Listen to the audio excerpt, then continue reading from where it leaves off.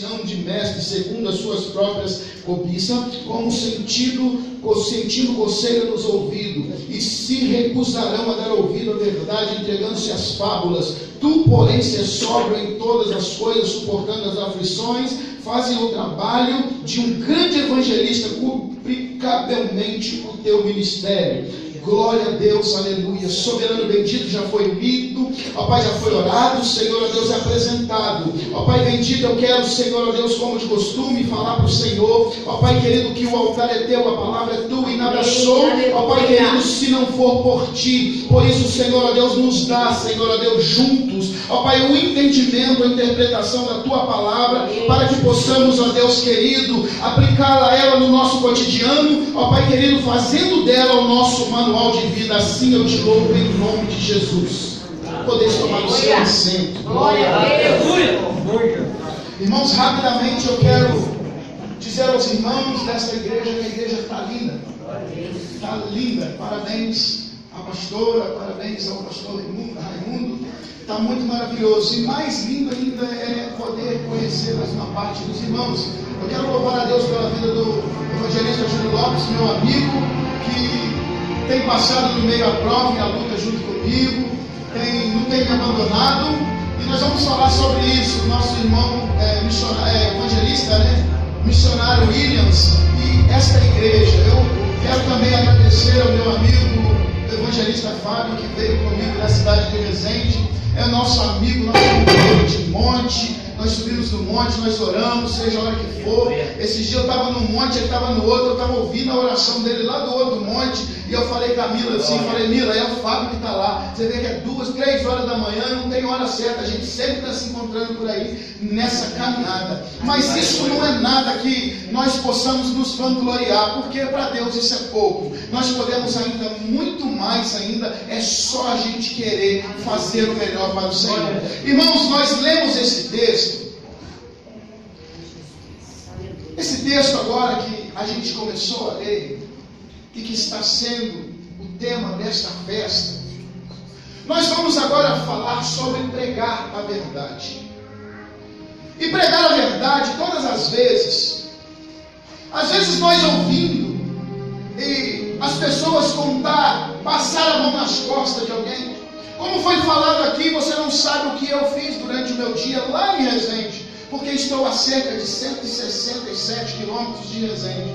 Então você não sabe como eu tenho levado a minha vida. Mas uma coisa é muito bem certa, que só sobe nesse altar quem está na direção de Deus. Aleluia. Porque a palavra do Senhor, ela diz que o Senhor não envergonha o justo, mas Ele também não tem compromisso com quem não tem compromisso. E ousado é quem sobe no altar do Senhor. Pode passar algum tempo assentado nessas cadeiras, mas não fica por muito tempo. Porque essas coisas que Paulo está falando, ele está dizendo que ele foi abandonado. Ele está escrevendo uma segunda carta agora a um jovem pastor chamado Timóteo. Este jovem pastor chamado Timóteo, quando a gente entende um jovem, a gente também entende por pouca experiência. E Paulo, com a sua tanta experiência, ele vem agora chamar Timóteo. Ele envia agora a carta para que Timóteo venha, porque ele quer passar para Timóteo algumas grandes responsabilidades para que ele siga o legado. Porque Paulo está falando que ele está prestes a ser julgado por Roma. Nero está perseguindo. E não é só Nero, seu inimigo agora, que ele está falando. Ele também está falando de um homem chamado Demas. Está falando de um tal Alexandre, o ladroeiro, que eram outroras obreiros. E se você ler no livro de Colossenses, você vai ver que Paulo também os elogiou. Eles apresentaram boas obras. Ele apresentou-as como um obreiro dedicado à obra. Ele foi digno de receber um elogio. Foi-lhe dado confiança a ele. Serviram 6 anos após a sua conversão, sendo discipulado por um homem, um apóstolo, que tinha experiência de sobra para passar para os teus discipulados. Mas muitos homens da Bíblia não tiveram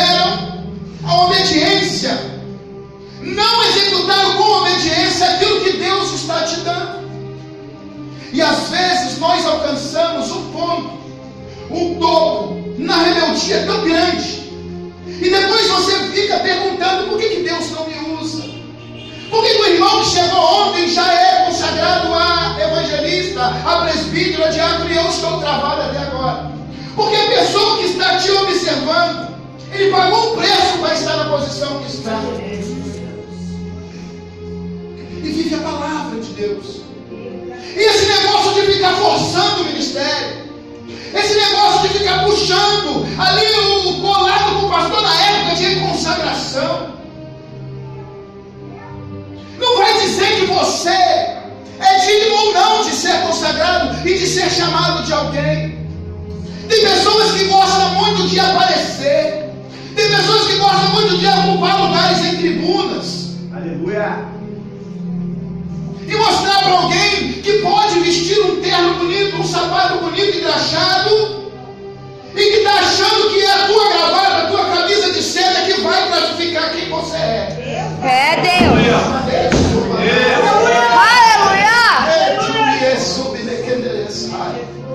Nós não saímos de Resende para vir aqui brincar de ser crente. Nós não subimos a montanha 1h10 de caminhada. Não é como o fariseu que faz questão de mostrar para as pessoas quando é que você dá de oferta. Quando é que você dá de dízimo? Quantas vezes você dobrou o teu joelho para apresentar ao Senhor a tua oração? Mas quando alguém vira as costas, você não é nada daquilo. É um fariseu. Adora demônios que são metade homem, metade peixe, criaturas que surgem das sombras e agora prestam sacrifício dentro dos pântanos, nas matas virgens, procurando a perseguir o povo de Deus. E agora está se levantando um homem chamado Nero para perseguir a igreja. Demas agora, ele 6 ou 7 anos de ministério, juntamente com Alexandre Latroeiro. Esse Latroeiro recebeu esse apelido porque Latroeiro era alguém que naquela época eles trabalhavam com artesanato e trabalhavam com metais, e por isso ele foi chamado de Latroeiro. Recebeu o apelido. E agora se passa agora por um inimigo do apóstolo Paulo. Quantas pessoas estão sentadas nas tribunas, estão ocupando a posição de Paulo, mas do teu lado tem alguns Demas e Alexandre tentando destruir e parar o teu ministério. E tem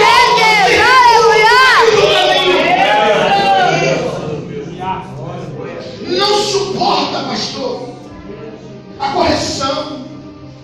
Se tu levantar a voz e chamar para o particular, o obreiro já falou: eu vou para outra igreja. Abandona o seu pastor, que era para você caminhar de mãos dadas com ele. Aleluia. Paulo está chamando Timóteo para passar isso para ele, essas experiências, e dizendo para ele: segue agora e exerça o ministério de um verdadeiro obreiro. Aleluia. Eu poderia muito bem falar evangelista, mas aqui nós não estamos levantando credencial. Porque a tua carteira que você forçou o ministério não vai dizer que nada para Jesus quando ele voltar para te buscar. Muitas pessoas querem ser usadas na obra do Senhor. Muitas pessoas querem cantar e causar movimentos espirituais, ver pessoas pulando, saltitando, até mesmo vomitando numa manifestação suposta espiritual. Estão deixando de levantar pela madrugada porque é gostoso dormir. Não vão mais na consagração, chegam quase no final do culto pela manhã de domingo. Não conhecem a palavra de Deus e tudo que vem falar alguém, uns e outros, você acredita porque não tem conhecimento. E não há possibilidade de o Espírito Santo de Deus introduzir algo no teu coração que você não leu.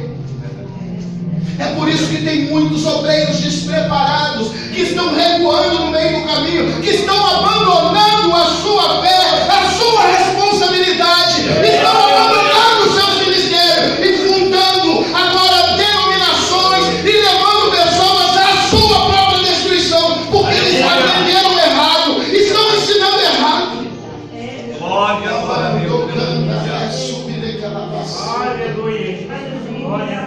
Quero falar para você em alguns homens que foram considerados reprovados por Deus dentro da Bíblia.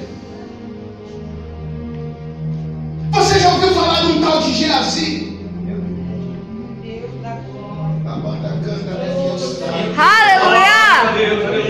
Quem era Geazi? Andava com Eliseu. Estava sendo preparado para seguir o legado. Era um discipulado de Eliseu. Mas era um homem que tinha a tua personalidade formada. Tinha orgulho no coração. E fazia tudo errado. Geazi tentou entrar na frente de Sunamita. Quando ela queria como se jogar aos pés do homem de Deus.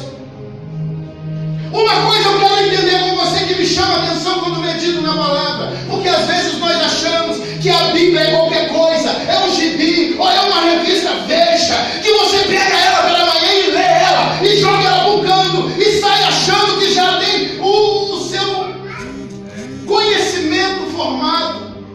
A Bíblia não foi feita para ser lida, ela foi feita e criada por Deus para ser meditada. E quando eu medito na palavra de Deus, eu ouço o Espírito Santo de Deus falar comigo. Quero dizer que quando eu medito na palavra de Deus, eu não interpreto ela do jeito que eu quero. Aleluia! Glória a Deus. Tem religião para todos os gostos por aí afora. Tem religião para aquele obreiro rebelde que rebeliou contra o seu pastor. Tem igreja para aquela obreira que tem uma quedinha por outra obreira. Tem igreja para aquele homem que gosta de pular cerca. Tem igreja para aquele homem que gosta de levantar pela madrugada e assistir pornografia na televisão. Tem igreja para todos os gostos.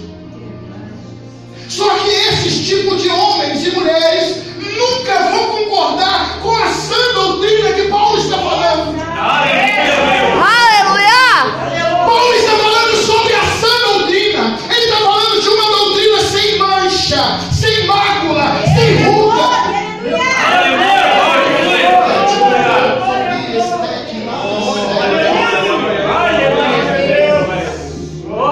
Está falando também, Timóteo.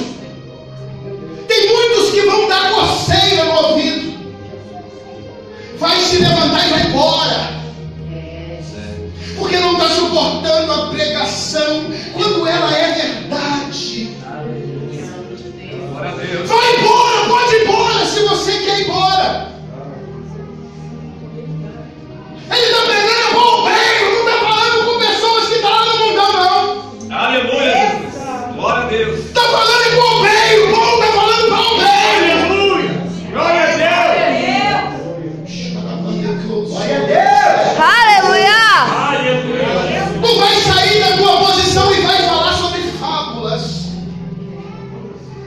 Quando estou falando sobre fábulas, entendo que é histórias de quadrinhos. Aquele teatro que acontece. Quer ver um teatro? A Bíblia também tem teatro. Quando Naamã chegava em algum lugar, ele era reverenciado. Era um homem arrogante, um homem que não conheceu derrota, um homem que tinha uma estratégia de guerra e que conseguiu comandar 1 milhão de soldados sem um rádio de comunicação.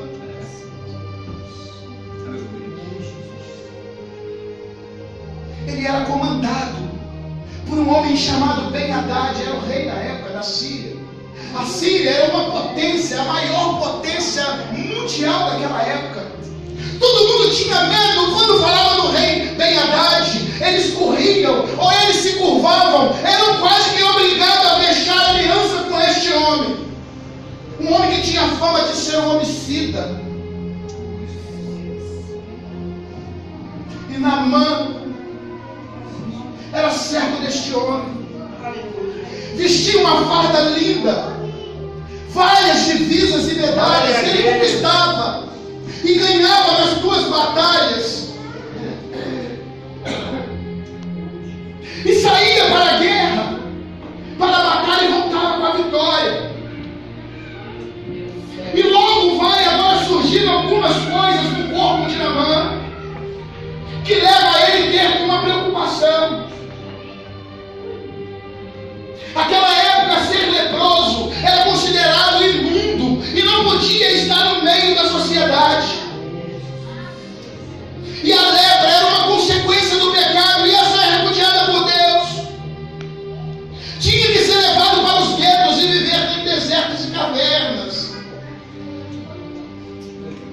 E Naamã está assim agora pensando, imagina, acredito que Naamã, todas as batalhas que ele ia, ele falava assim, quando ela começar a aparecer nas pontas do meu dedo, por enquanto tenho mancha no corpo, tenho ferida no corpo, mas a minha farda está tampando as feridas e ninguém está sabendo que eu tenho ferida por baixo da minha farda. Aleluia. Aleluia. Quantos obreiros estão sentados aí que por baixo do dedo tem lepra?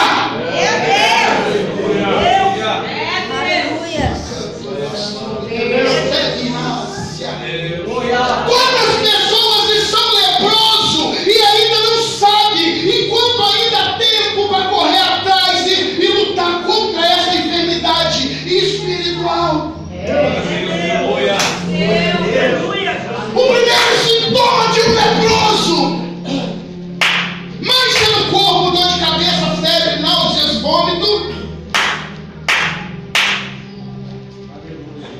Isso é o estado inicial e Naamã estava vivendo isso. E ele contou para o rei Ben-Hadad. Ben-Hadad sabia. Mas só que Ben-Hadad, ele tinha como que Naamã fosse um ponto forte para ele. E ele pensava que as duas vitórias era só Naamã que podia dar. Mas esse homem se curvava a um demônio chamado Rimon, que iludia ele com falsas glórias e falsas vitórias. Um homem que tinha uma abstinência na tua perna, que era a coxa da perna. E quando ele ia se curvar diante desse demônio no teu quarto escuro, ele precisava que Naamã desse a mão para ele chegar até o chão. E quando ele pegava até o joelho dobrado no chão, ele falava também, se curva aí. E Naamã também se curvava a esse demônio chamado Rimon. Era um vencedor, mas era leproso. Era um vencedor de batalhas, mas era leproso. Vai para a igreja de terno bonito e gravata, tem um bom carro, tem um bom sapato, ganha bem na empresa que trabalha, mas chega na igreja, senta, estufa aquele barrigão cheio de frango morto e ali fica ali, não dá um glória. Depois de pegar o microfone não tem avivamento.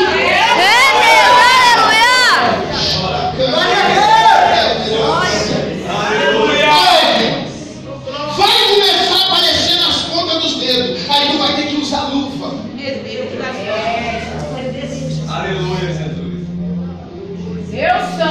A lepra, ela vai do seu estado inicial e agora ela está passando para um estágio maior. Começou a cair as unhas agora. Está a ponto de todo mundo descobrir que ele não poderia ficar perante o meio da sociedade. Ele vai a uma batalha agora nas terras de Israel e quando está voltando ele vê uma moça escrava. Aquele irmãozinho que você não dá nada para ele. Como o nosso irmão presbítero que chega aqui na simplicidade. E logo em seguida manda os irmãos pegar um na mão do outro. E simbolizando a união da igreja, começa a dar aquela palavra onde você sente o varão andando dentro da casa. Aleluia. Mas se você olhar para a aparência, nunca você vai entender. E vai acreditar que Deus pode trabalhar naquele que não tem aparência.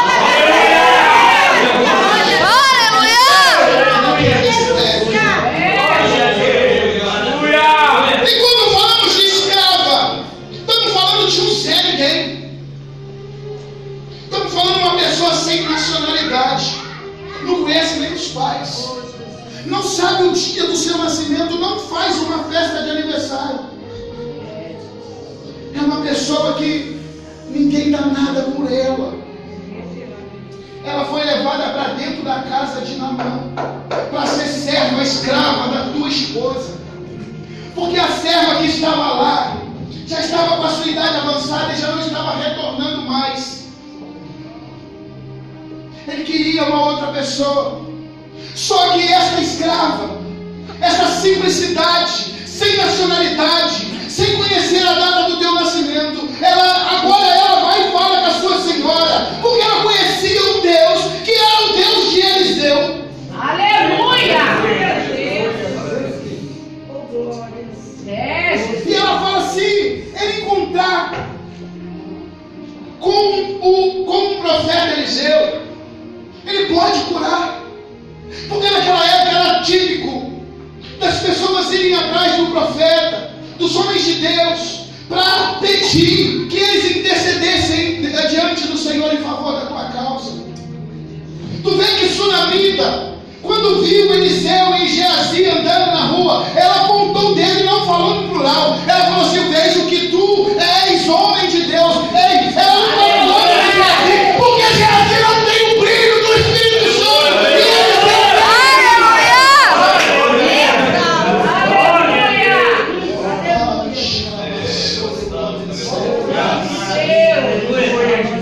Geazi não tem o brilho do Espírito Santo. Você está puxando para frente, ele está puxando para trás. Você puxa para cá, ele puxa para cá. Você puxa para cá, ele puxa para cá. Ele só cola contigo na hora que você chega para ele e fala: ó, final do ano tem consagração. Aí você vira e fala assim: olha, pastor, pode contar comigo. Pode contar comigo. É para oração de madrugada, é monte, eu estou dentro. Vamos jejuar 10 dias, eu estou dentro. Porque você quer mostrar para o meu pastor que você está na qualidade de ser levantado na obra de Deus. É só receber o óleo e sair passado. Aleluia. Aleluia. Glória, glória a Deus. Quando receber o óleo, sai vazado.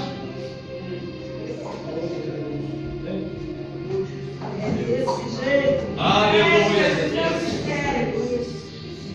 E Naamã agora vai e fala com teu Senhor Ben-Hadad.